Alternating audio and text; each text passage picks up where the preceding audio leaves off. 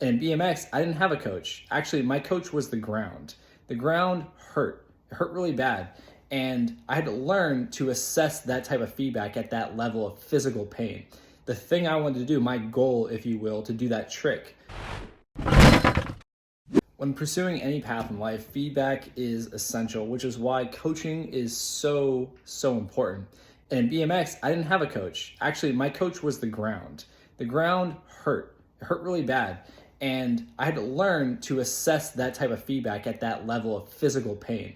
The thing I wanted to do, my goal, if you will, to do that trick, to learn that trick, to land that trick, that was the goal. The feedback was I landed it or I smashed and hit the ground. Sometimes from up from 15 feet.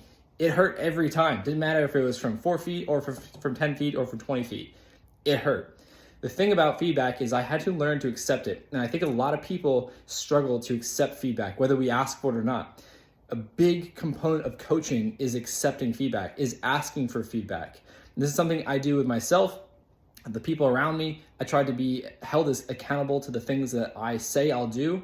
Most importantly, I hold myself accountable by sharing videos like this, by having conversations with my friends and strangers and my clients and showing up the best way I can possible. But it comes from doing the work. And if we are getting feedback that we don't like, rather than getting triggered and getting upset about the person or the source of the feedback, in my case, it used to be hitting the ground. I wasn't just gonna punch the ground or yell at the ground and say it's the ground's fault. Clearly, I did something that I shouldn't have done. I did something that was a mistake. I made a mistake, or I didn't know to do something else. So the cool thing about BMX is all of us want to see each other succeed and do well. So we did, hey man, just try this a little bit differently. Or hey, I saw you did this, maybe wait a split second longer and then spin or rotate, flip, whatever it was. That's all coaching is. It's helping us find our blind spots. It's helping us look for and learn the things that we don't know that we don't know. And there's 3 types of learning that I've recently come across, and that's the things that we know and we can learn more of, the things that we don't know, so we want to learn more of those things. But then the third thing is the things that we don't know.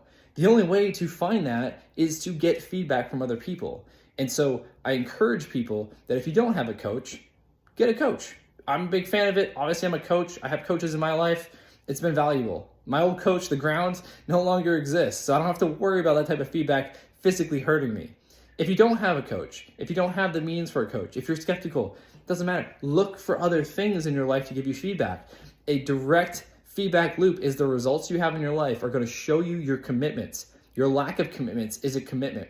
So the results that you have in your life, audit them. Ask yourself why they're the way they are. Talking about the things that you're unhappy with, displeased with. Why?